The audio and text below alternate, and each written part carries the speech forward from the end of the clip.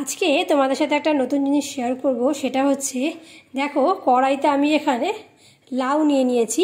আর লাউটাকে আজকে এটা ঘন্ট করব বলে দেখো একদম সরু সরু করে কেটে নিয়েছি। তো প্রশ্নটা হলো, আজকে কিন্তু আমি রান্নার রেসিপি দেখাবো না, দেখাবো এই যে লাউটা আমি একটু আগে সেদ্ধ করে নিয়েছি।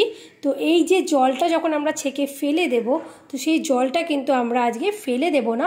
এইটা আমি অন্তত কোনো দিনই ফেলে দিই না, কারণ এটা আমি অন্য কাজে লাগাই। তো সেটাই আমি তোমাদের সাথে শেয়ার করবো যে কী কাজে লাগাবো। তো এই জলটা দেখতেই পাচ্ছ একদম গরম ধোয়া বেরোচ্ছে।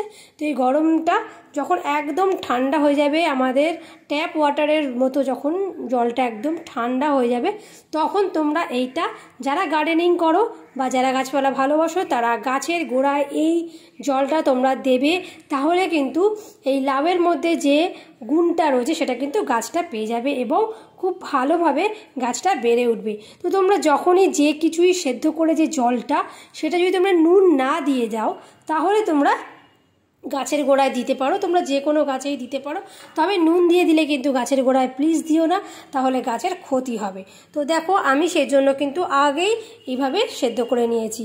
তো তোমরা যখন প্রেশার কুকারে আলু সেদ্ধ করবে, সেটা তো তরকারিতে দিয়ে দিতে পারো। আদারওয়াইজ এরকমভাবে যারা গাছ ভালোবাসো তারা গাছের গোড়াতে এই সবজির সেদ্ধ করার জল বা ডিম সেদ্ধ করার জল গাছে দিলে গাছটা পুষ্টি পাবে।